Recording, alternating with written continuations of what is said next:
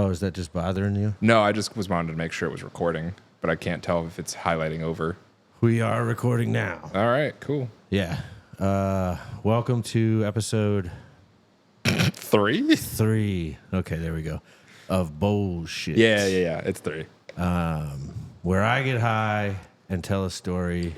And I sit here and laugh at that story. Yeah. So today we're going to talk about the power of the number 3.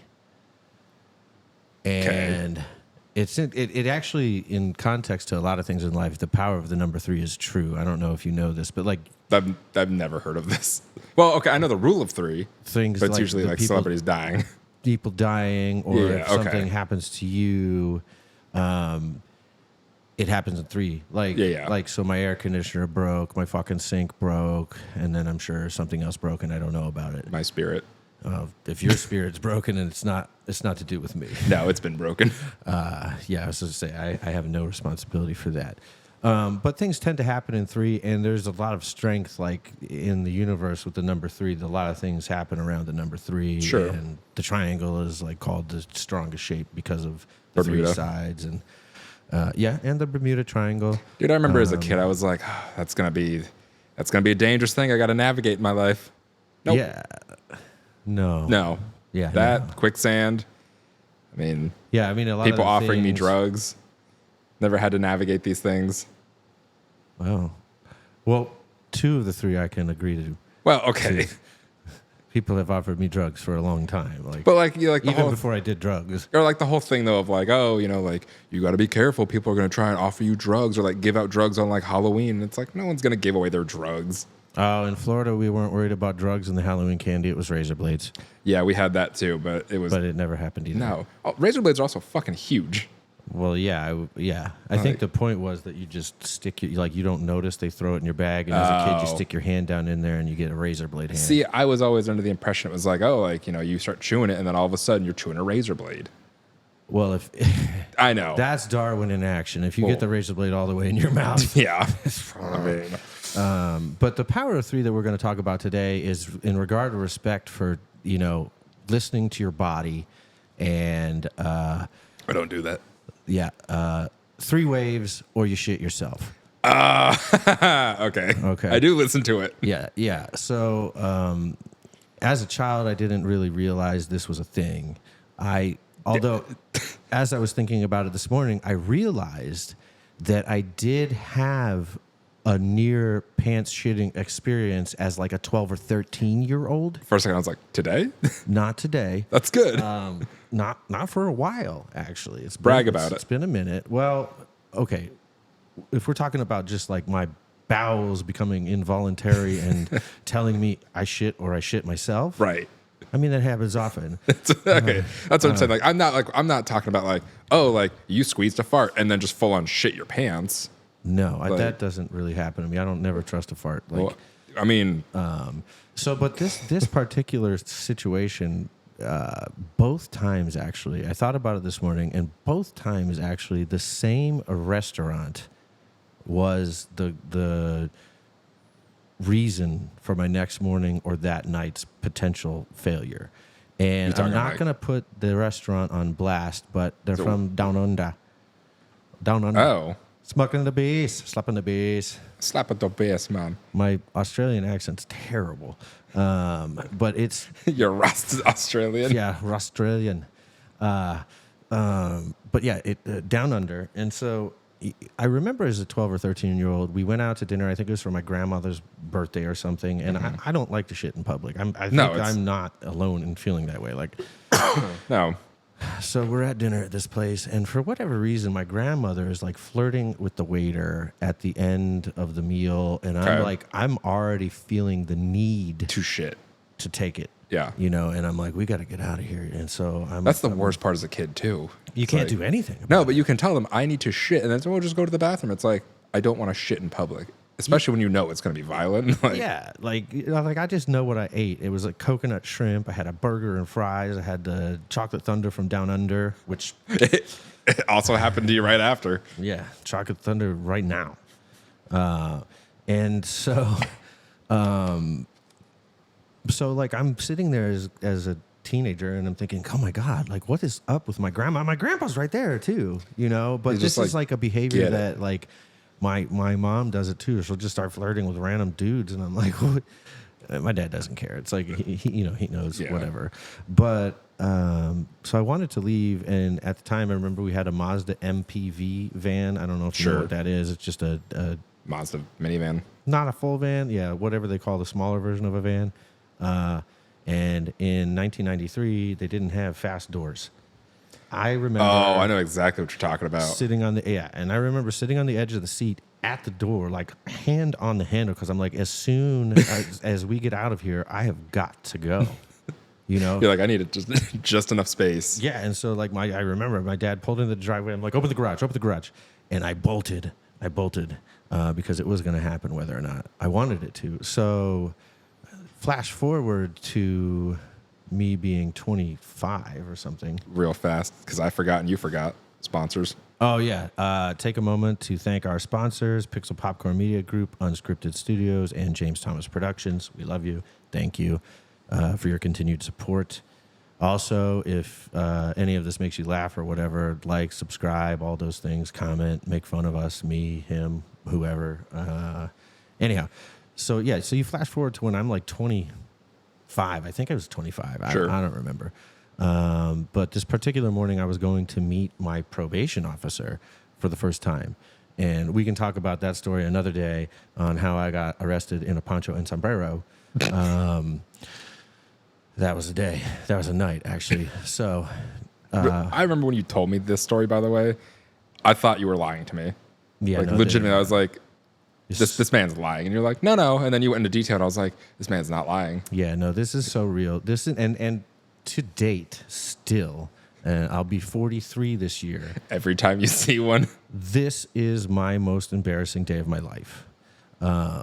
You will get to experience it with me. It may repulse you. If it does, turn it off. I'm sorry. It's pretty good. But I would like to tell you, if you do turn it off because of this, your constitution, as weak as mine was that day. Okay?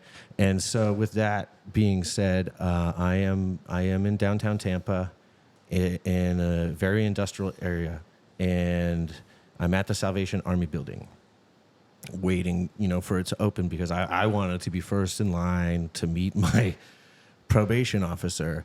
And I figured it would get me through the system faster that day. Like if I'm there, I feel like my name is first on the books, so they'll serve me that way because you didn't get to make appointments. Right. You just show up. And then go from there. Yeah, and so and my brother had given me advice to do this too, because he had met a probation officer before me.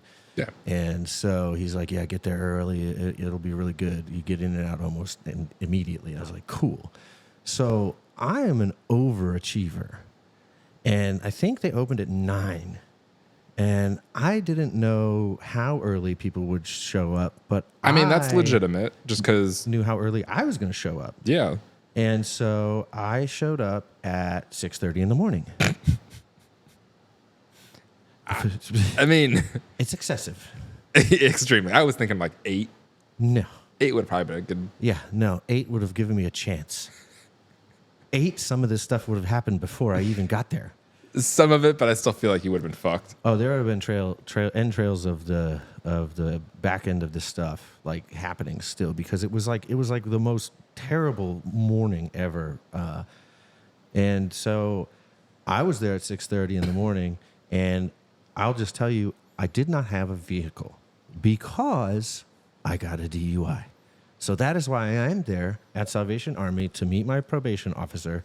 And so my girlfriend at the time, she dropped me off and she left because I think she had to go to work or something, or just not going to sit there for 3 hours, a million years. So I'm there in downtown Tampa, and I'm sitting there on the steps of the Salvation Army building, and I'm evaluating my life because I'm in trouble with the law, and I don't think I ever really envisioned myself being... Been there. I never envisioned being a troublemaker, I guess you would say. Like I was always straight-laced for the most part. Yeah, I mean, I'd give myself at most hooligan, but not like anything bad, more just like mischievous. I don't know how to like put a name to my scale on there, but yeah, a hooligan works, I guess. Yeah, where it's like you like when anything you do, it's like it doesn't really hurt anybody. You're not a criminal. Oh yeah, well yeah, nothing's malicious and Right. not like nothing to harm. Mischievous, different story. Pretty much anytime I screw something up, it hurts me. Yeah. So I'm there at 6:30, and I'm sitting on these steps, and I'm thinking about my life and looking around, and I'm like, man, this is like a really like depressing area. You know, it's just the Salvation Army building, and then a whole bunch of like warehouse type places. Right. You know, and Maybe that's what their plan was, though. Make people be like, oh, think about your life.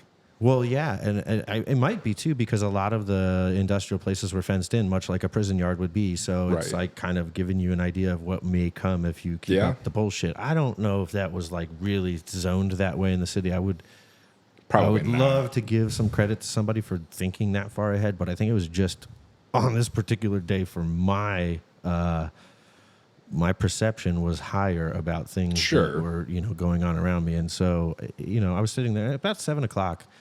I'm like, oh fuck. Inspiration struck.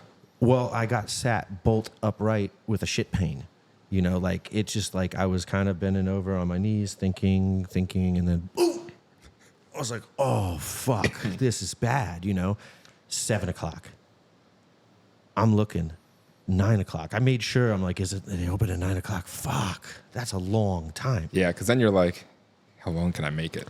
Yeah, and that is what I started thinking. I started calculating how long do I believe I can last before I shit somewhere.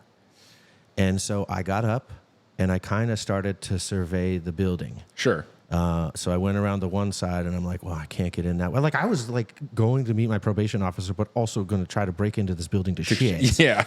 And I'm like, this is like it makes sense. worst conundrum that I think I've had to face at Not this yet time. it was. Yeah, it's like, not yet it wasn't. And so I'm surveying the building. I see that the one side has a fence line and it cuts off and there's no access there. And then I walk around to the other side and there's just another set of double doors like the side I was sitting on. And then I walked around to the last side and same scenario, except it was the grand entrance. But I didn't like process that at the time because what I took note of was this side of the building had very large shade trees with big leaves. Okay. So I'm like pre-planning for some toilet paper. Yeah. Because I feel like this is probably going to happen to me. And so I go and I sit back down and I'm like, okay, I'm all right. I'm all right. And I make it about another half an hour. And I'm like, oh, God. Oh, God. Oh, Lord, he coming. Yeah, it was happening. And this is wave 2, okay? And wave 3 comes with like an insult, like adding insult to It's really not, injury. oh, wave. It's basically, I'm here. Well, I had to post haste, go do so by 8:00, the cleaning crew had arrived to the building, and I could see them You were like, oh, thank God. through the doors. And so I'm like, hopefully there is some salvation At this Salvation Army. for me. And they looked at me and they're like, nope, we're not opening this building for Yeah. you, crazy person. And at this point, I'm obviously going to shit myself. And so I'm like sweaty. Well, I was going to say, keep in mind, know. too, it's also Florida. Yeah, so it's With humid. humid. Yeah, And so humidity. So I get denied access to the building, which I don't blame them. I wouldn't open the door for me or anybody for that fucking matter. It's not their No. job to unlock the door. And so, Well, honestly, they're probably like, this guy's got a shit. I don't want to clean that up. yeah, so I probably let out a small tear. And then Two of the people. I went to Shade Tree side and I dropped my pants. I put my back up against the building and get into a heavy squat, and I just fucking let it go. I mean, and it's like I am so defeated at this moment in my life. I don't even care that the morning traffic of fucking Tampa is buzzing by me As you're taking a shit. as I'm taking a shit. I didn't care. And I'm like reveling in how much of a fucking loser I am. And then I hear, sir, what are you doing? You got to get out of here before you get arrested. And I was like, whoa. I'm like, oh, I'm so sorry. I almost shit my pants. Yeah. And I like did the leaf wipe thing, pulled my pants up, and I fucking ran across like to the other side of the building. I was like, I can't leave. Right. I still have to meet my probation officer. Right. And so as I'm walking around the building again, I get halfway around and my body does it again. And like a lightning bolt, it's like, and I'm like, oh my God, like it's not over. Of course not. It No, is you got not the calm before the storm. over. Yeah. And so because now the the seal is broken Yeah. at this point. And so I'm like, well, fuck. Yeah, the main valve is just open. It's all coming out. Yeah, so I just got caught shitting on the front entrance of the building by one of the employees, and I was like, it couldn't get any worse. And so... And then Life said, but wait, there's more. Yeah, and so I go around to the other side of the building that was safe. Like the other one, there was no anywhere. I would just shit on the sidewalk. Mm-hmm. And then the other side, there was like grass area. Sure. So I am now crapping on a second side of the Salvation Army building. And, I'm looking around and I'm like, there's not the same fucking trees over here. Fuck. I'm like, what am I going to wipe my Should have grabbed with? a couple leaves on the way. Yeah, I didn't know I had to like stock up, And so so I'm crapping, and then I realize the only thing that I can use at this point is my dress shirt that I'm wearing. Sock, underwear, anything. I didn't think that was going to get the job done. I'm telling you right now. The fact that you needed a whole shirt to be like, this is enough. I would have been comfortable using a whole bed sheet. I'm telling you, this is still one of the worst moments of my life. It's not just that I was crapping myself. It was you were shitting yourself. It was like volumetric amounts. I'm like, I shouldn't even have this amount in me physically. It's impossible. It's fucking impossible. And so I'm like, oh God, I'm going to have to use my shirt. And thankfully, it's so humid in Florida that I always wore an undershirt. Right. And so I had like a backup plan. I just had a white T-shirt on underneath my shirt. And so I took off my dress shirt and I just start going to town, wiping it up. And I realize at this moment, I have shit in front of a different audience now. Every single person who was able to drive themselves to meet their probation officer was sitting in the lot. Right next to where you just shit. Waiting for the building to open, just watching me shit. I don't know who was actually watching intently. Oh, dude, I would have been like, what the fuck is happening? Yeah, well, yeah, they probably thought, holy crap, this homeless guy is crazy. I mean, it's Florida. They probably just be like, all right. And so... It's like New Yorkers on the subway. They're just kind of like, whatever. Well, yeah, I don't know if there's a lot of things that can shock you in Florida. You've seen just about everything. Living there. So, yeah, so I've crapped now in front of traffic, in front of an employee, in front of all the other criminals like me, except the ones that are in their cars not shitting themselves. And so I'm like, this day just couldn't get any worse. And I'm still the earliest one. I'm the only one there still, outside. I'm starting to realize, I'm like, did I get duped? Did I really need to get here early? Because there's no one here. Right. And it was probably about 8:40 something at this point. And I'm like, I can't have anything left in me. And I'm just sitting on the steps defeated. And I'm like, oh my God. There's more? I still have to shit. I still have to go. And I'm just like, I have to make it this time. I have to wait till the building opens this time and use a proper facility. Toilet. Yeah. I can't keep shitting around. We this already lost one building. shirt. Well, there's that, but also at some point, I might just get arrested. Well, yeah. For, I don't know what the charge is for shitting on things in public. I'm sure it's something like public defecation. Yep, public and indecency. Depending off if any criminal brought their kid with them that day, and they're like, I saw it. Then I've got, I'm on the neighborhood watch list. Right. But it doesn't tell you in detail. This man was shitting on a building, and my kid Happened saw to walk his by and see junk. Yeah. Doesn't say that. You just are on that list. And Right. it's I'm like, I have to make it to a toilet on the last go around. And so the building opens, I hear the lock click, and I don't even know how these guys got the fuck in behind me. But before I could even get into the bathroom, there was a line of 4 dudes waiting for the toilet. I mean, at least it wasn't just you. They could just hold theirs. I don't think it mattered to me if they were better at keeping their shit in their body than me or not. It was the fact that there was 4 people lined up to shit Right. that I had to wait for. Okay?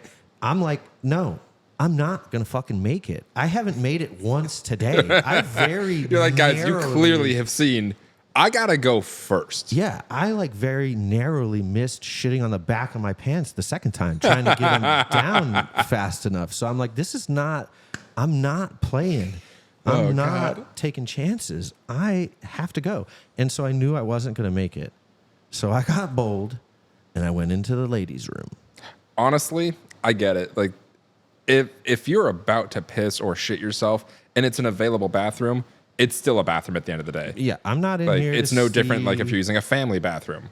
Everyone goes into one of those. If they had one of those, I would have preferred it because I would have been able to like, Spacious. kick my feet out, take off my pants, like Take off your shirt. yeah, just the whole thing. I just lay there and like a sad pile of fucking human on somebody else's toilet while I just want to die.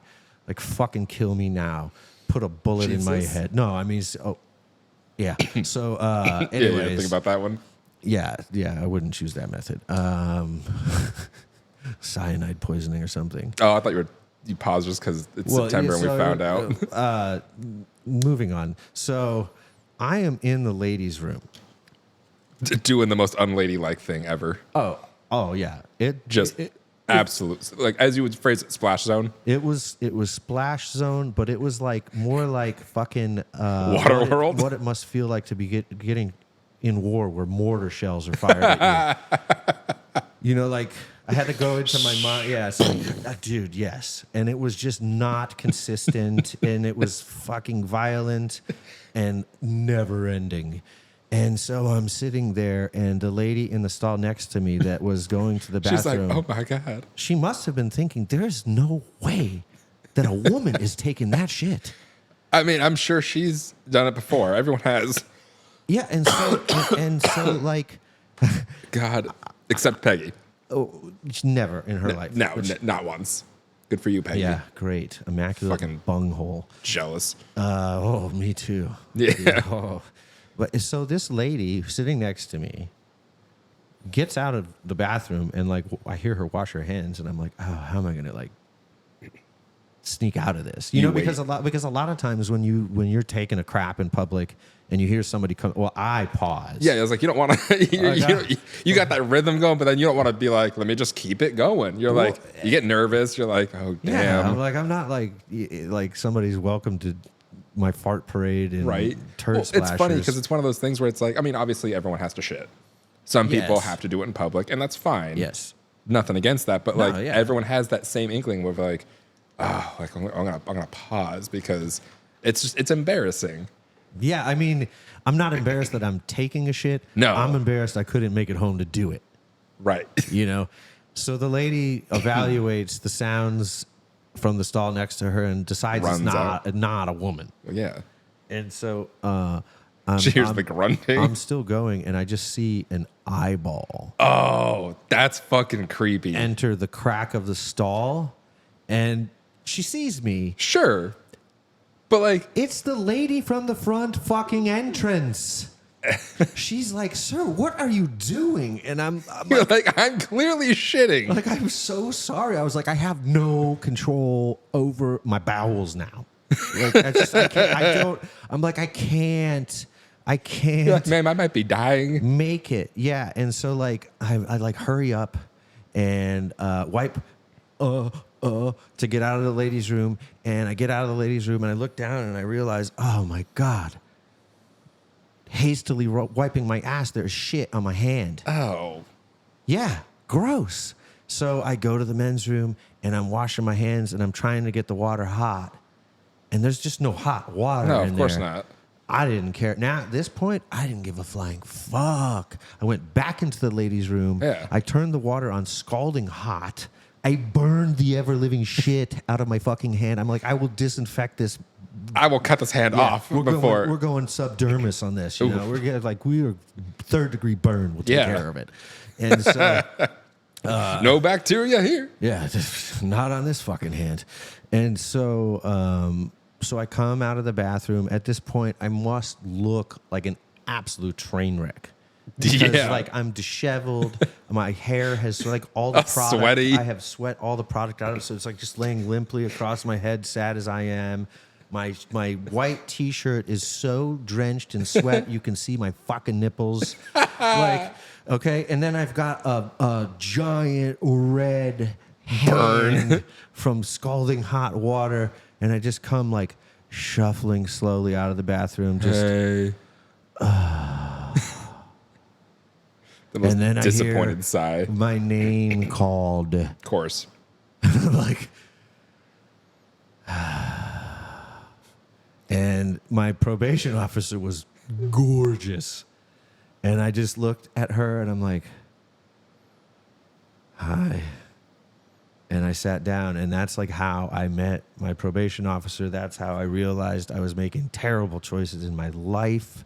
That led me up to these moments, and it was like still to me probably the longest 3 hours of my life. Yeah, that sounds like absolute hell. It was. Oh my god.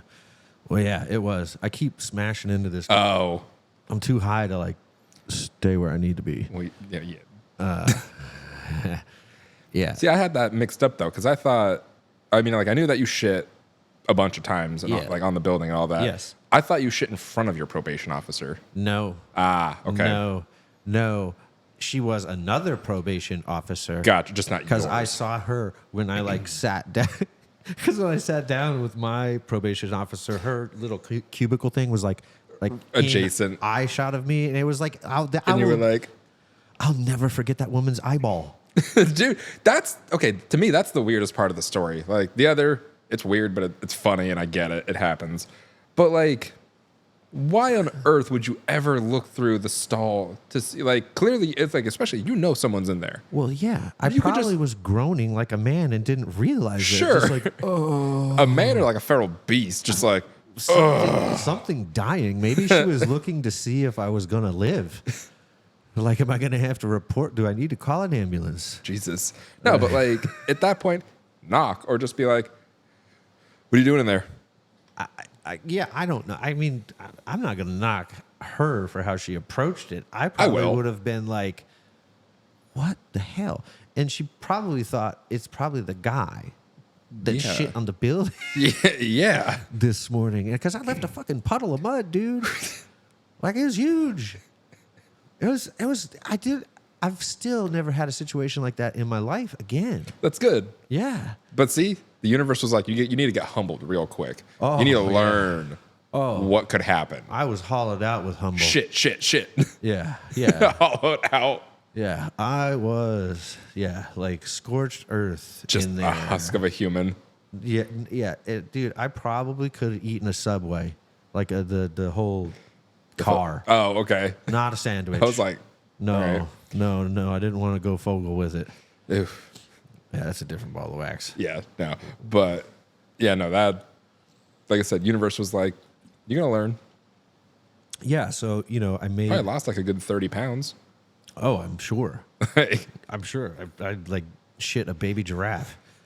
It's like, giraffes are cool. They are, but not when they come out of you.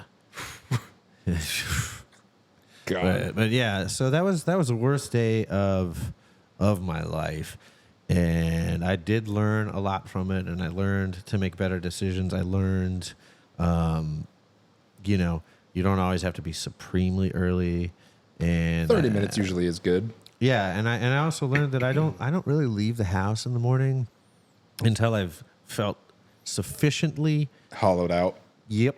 Like, oh, Nice. sorry, phone. But yeah, sufficiently like cleared out. Nothing left. No accidents. And but anyways, that to me is like that's my story about the power of the number 3, respecting the 3 waves. 1, 2, 3, shit yourself. That's how it goes. Pretty much. Like, yeah, the first one, you get shit pain 1, X amount of time.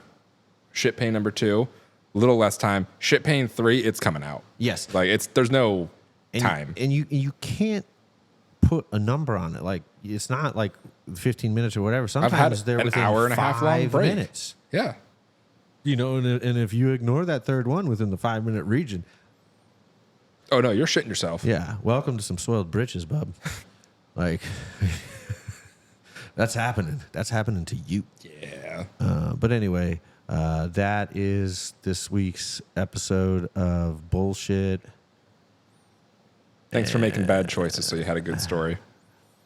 Yeah. Appreciate it. Yeah, I stopped making them now, but I still got a lot of stories of other people's bad choices. Even better. Yeah. So we'll talk about some of those on another one. Peace. Bye-bye.